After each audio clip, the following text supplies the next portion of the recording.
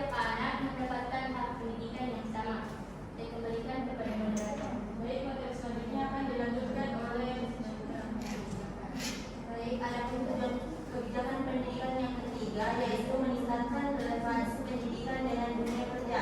Pendidikan harus disesuaikan dengan kebutuhan dunia kerja agar lulusan memiliki keterampilan yang dapat diterapkan langsung dalam industri. Oleh karena itu, kebijakan pendidikan seringkali mendorong pengembangan pendidikan vokasi dan pelatihan keterampilan kerja. Dan yang keempat yaitu meningkatkan efisiensi dan efektivitas pengelolaan pendidikan. Kebijakan pendidikan juga berfungsi untuk meningkatkan efisiensi dalam pengelolaan anggaran dan administrasi sekolah, serta menerapkan sistem evaluasi yang transparan dan akuntabel.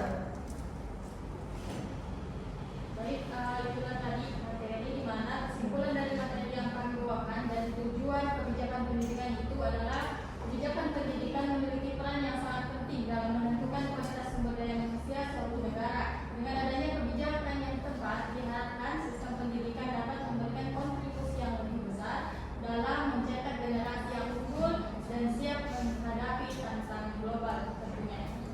Itulah presentasi dari kelompok kami. Selanjutnya sesi tanya jawab diserahkan kepada forum. Siapa yang ingin mengajukan pertanyaan? Saya persilahkan kepada Alia Ramadhani. Baik, terima kasih atas kesempatan yang telah diberikan. Langsung saja, pertanyaan saya, bagaimana tujuan kebijakan pendidikan mengatasi kesenjangan antara teori dan praktik? Dan bagaimana memastikan bahwa kebijakan yang dirumuskan benar-benar diimplementasikan secara efektif di lapangan? Mungkin hanya itu saya kembalikan ke moderator. Baik, terima kasih atas jawabannya. Pertanyaan yang diberikan.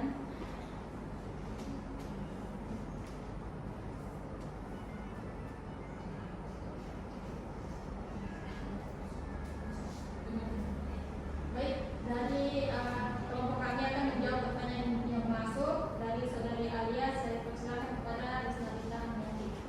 Baik, ada tujuan kebijakan pendidikan mengatasi kesenjangan antara teori dan praktik.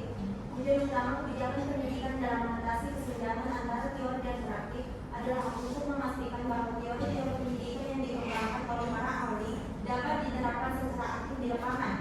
Hal ini dilakukan dengan mengintegrasikan teori dan praktik dalam proses pembelajaran, melibatkan siswa dalam kegiatan praktik yang relevan dan dengan teori yang dipelajari.